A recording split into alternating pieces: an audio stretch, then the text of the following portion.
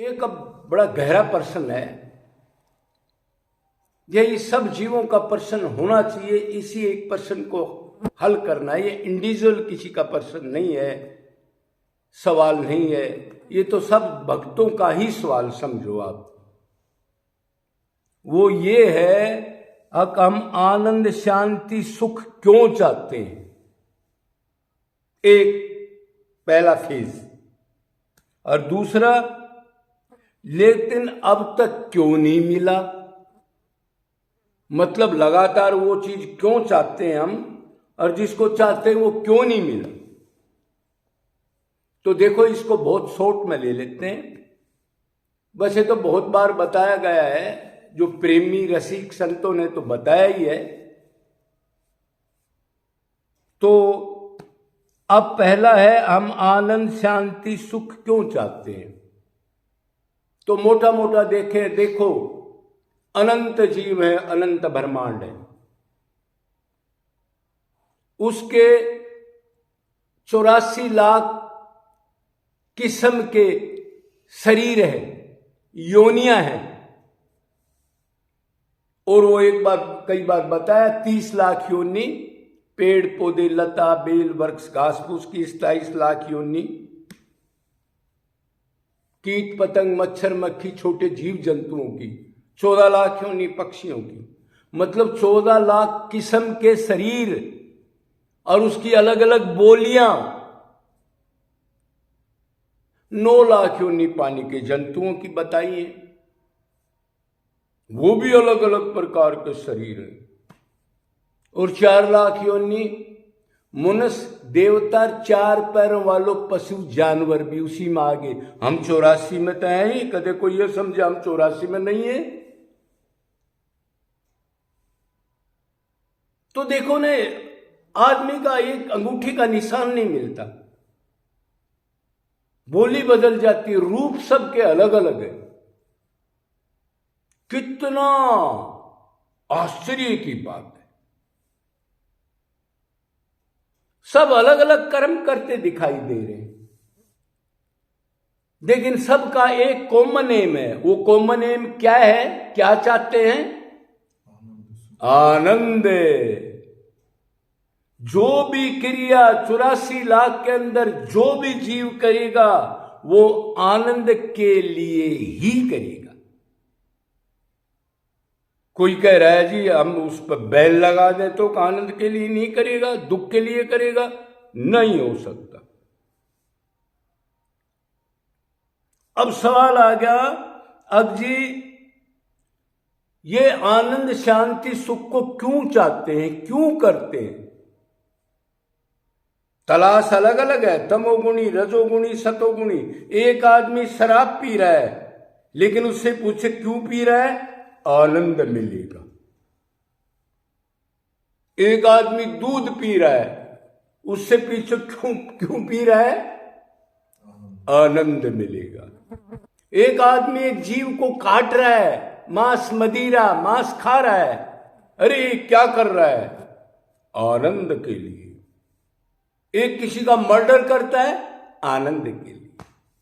Bathroom जाता है, आनंद के लिए। सोता है, खाता है, उठता है, बैठता है, चलता है, कोई भी काम करता है, वो कितना ही पवित्र हो या अपवित्र हो, आनंद के लिए करेगा।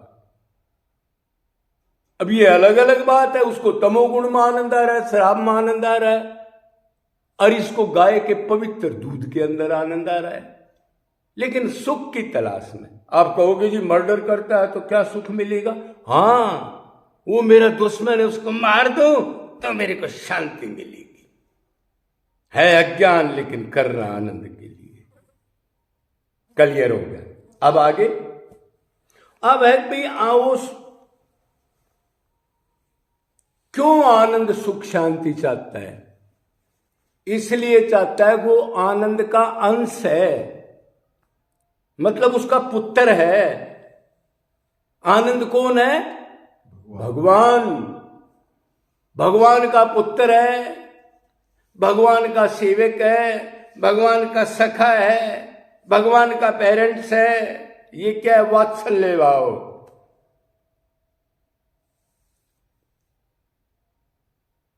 और भगवान को प्रेमी मानता है।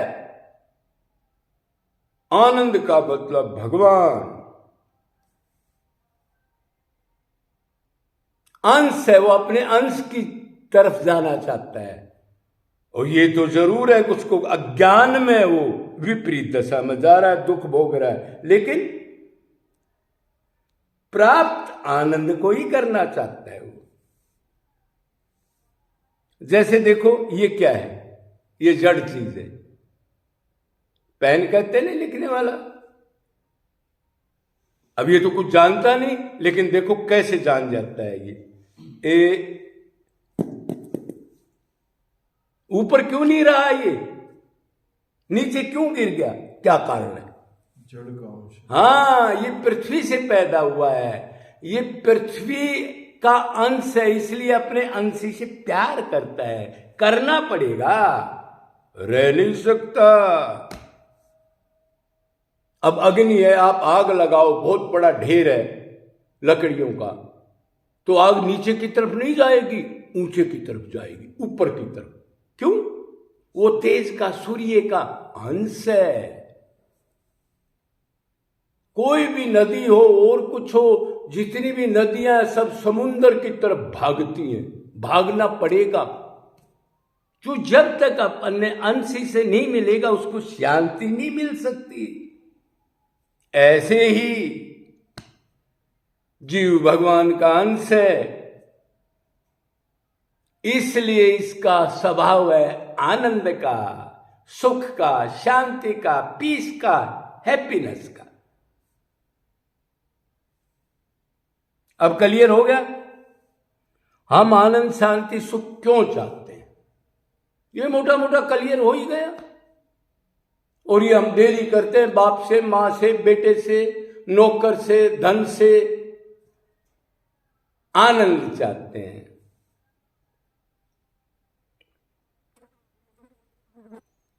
हाँ, ये जरूर है, अकाम में एक दूसरे से आनंद चाहते हैं। आनंद किसी के पास नहीं है, ये एक समस्या जरूर है अज्ञान में। हम मां से चाहते हैं आनंद, मां के पास आनंद नहीं है। पत्नी से चाहते हैं, पत्नी के पास आनंद नहीं है। धन में चाहते हैं, धन के पास आनंद नहीं है।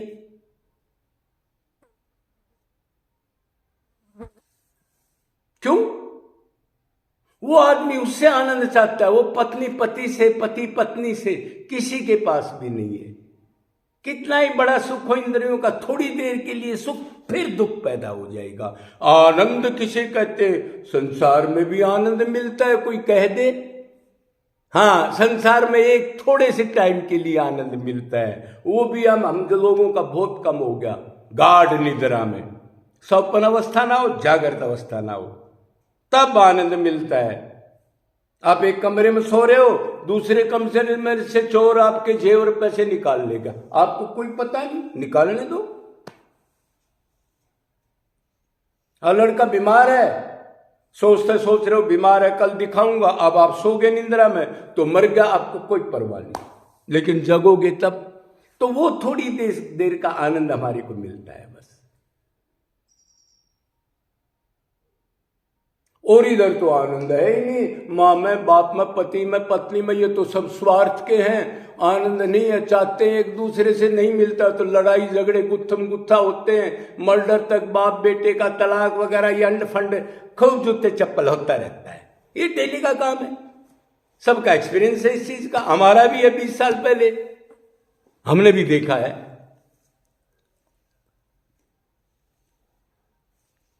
तो अब ये क्लियर हो गया अब आनंद हम क्यों चाहते हैं। लेकिन ये भी क्लियर होगा, जिस चीजों में चाहते हैं उसमें आनंद नहीं है। तो इस संसार में आनंद नहीं है, तो फिर आनंद क्यों नहीं है? क्या होता है आनंद? अब आनंद की डेफिनेशन बताई वेदों ने। क्या बताया? अनलिमिटेड मात्रा का, जिसकी लिमिट ना हो, जिसको बांधा ना जाए, नापा ना जाए उस आनंद को। अनलिमिटेड मात्रा का और अनलिमिटेड समय का। ये नहीं लड़का आज तनख्वाह लेके आया, बढ़िया काम कर रहा है, तड़का लड़का ने कोई मर्डर कर दिया, आनंद खत्म हो गया 2 मिनट में, अब दुख पैदा हो गया, ऐसा आनंद नहीं। ये तो ड्रामा है थोड़ी देर का, सुख दुख भोगने के लिए। अनलिमिटेड मात्रा का हो, अनलिमिटेड समय का हो, वो भगवान के पास है नित्य, कि वो नित्य है और हम आत्मा भी नित्य है। अब ये आ गया सवाल है, लेकिन अब तक क्यों नहीं मिला? हम आनंद चाहते हैं तो मतलब चाहते हैं, लेकिन गलत रास्ते पर चाहते हैं, वो ज्ञान नहीं है। अज्ञान के रास्ते से इन चीजों में आनंद ढूंढते हैं जिसमें आनंद नहीं है, बल्कि अटैचमेंट करोगे तो वो बदलेगा, मरेगा, उससे दुख और मिलेगा। न्यूट्रल भी नहीं रह सकता कोई, क्यों? इधर बदलने वाली चीज है।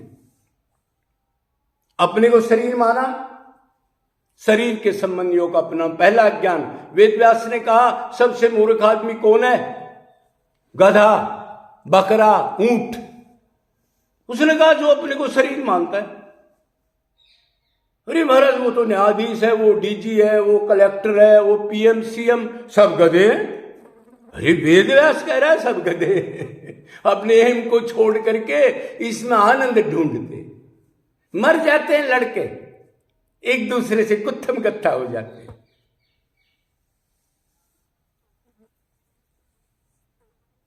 तो मतलब उल्टी दशा, अपने को शरीर माना, शरीर के संबंधियों को अपना माना, और मैं मेरा अटैचमेंट होगी दुकान से, मकान से, बेटा से, उससे उससे।